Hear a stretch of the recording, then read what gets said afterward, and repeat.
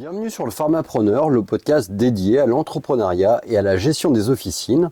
Aujourd'hui, nous allons parler d'un sujet crucial pour de nombreux pharmaciens, à savoir la trésorerie en pharmacie.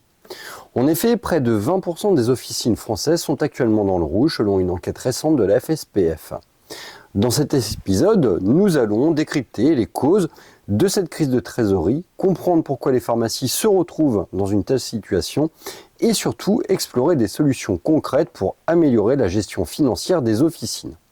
Ce sujet est particulièrement important pour ceux qui souhaitent pérenniser leur activité et assurer la continuité des soins dans leur région. Alors les chiffres de la FSPF sont préoccupants.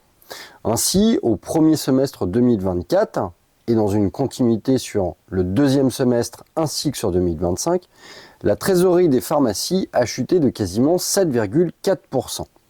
Plus de 5% des pharmacies ont vu leur trésorerie diminuer de 25% ou plus, une situation critique qui fragilise la pérennité de ces entreprises. Mais alors pourquoi a-t-on vu apparaître une telle dégradation ? Les causes sont multiples. D'abord, il y a les charges fixes des pharmacies qui augmentent de manière significative, qu'il s'agisse des loyers, des salaires ou des coûts d'approvisionnement. Mais ça, c'est un peu comme n'importe quel type d'entreprise. Ensuite, les marges sont de plus en plus réduites, notamment en raison de la pression exercée sur le prix du médicament par les régulations étatiques et les nouvelles pratiques de consultation.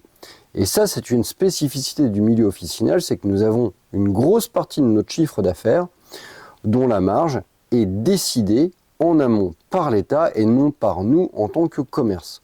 Autant on peut avoir une marge de manœuvre sur les produits conseils, les produits de cosmétologie. Par contre, sur le médicament, c'est l'État qui fixe le prix et donc notre marge.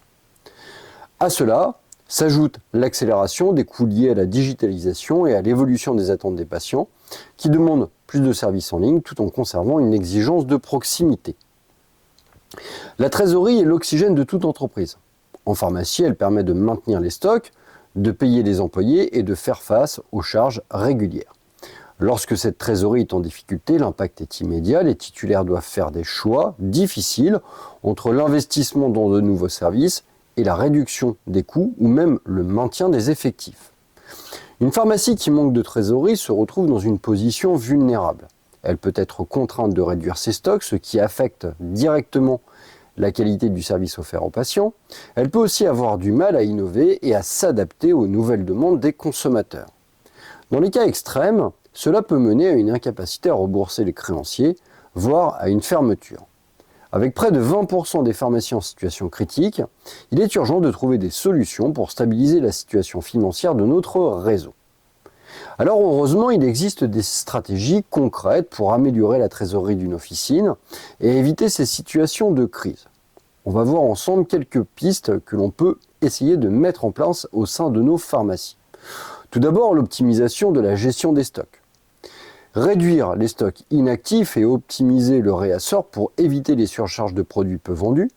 En adoptant une gestion plus fine des flux, il est possible de réduire les coûts d'immobilisation sans pour autant compromettre la disponibilité des produits essentiels. Ensuite, pensez à négocier avec vos fournisseurs. En discutant avec les laboratoires et les grossistes, il est possible d'obtenir de meilleures conditions de paiement, mais également des réductions sur les volumes achetés. Cela permet de mieux gérer les flux de trésorerie. Ensuite, on peut diversifier ses services.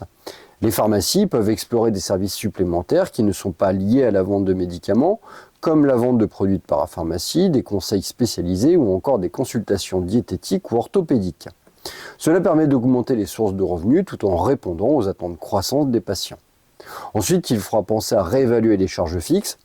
Pensez donc à passer en revue les coûts récurrents tels que le loyer, les contrats de maintenance ou les assurances pour identifier des possibilités de renégociation ou de réduction des charges pour dégager de la marge sur la trésorerie.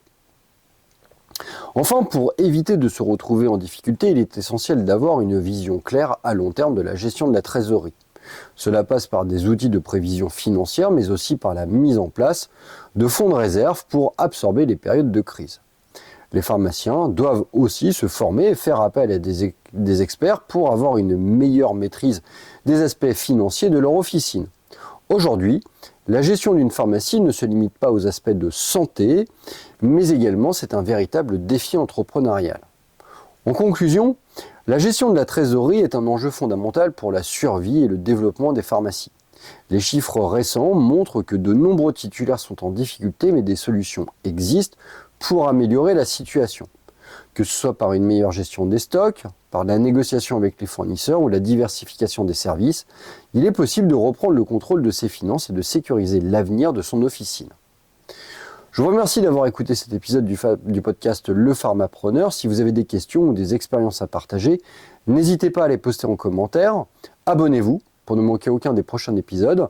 Et à bientôt pour une nouvelle discussion sur l'avenir de nos pharmacies.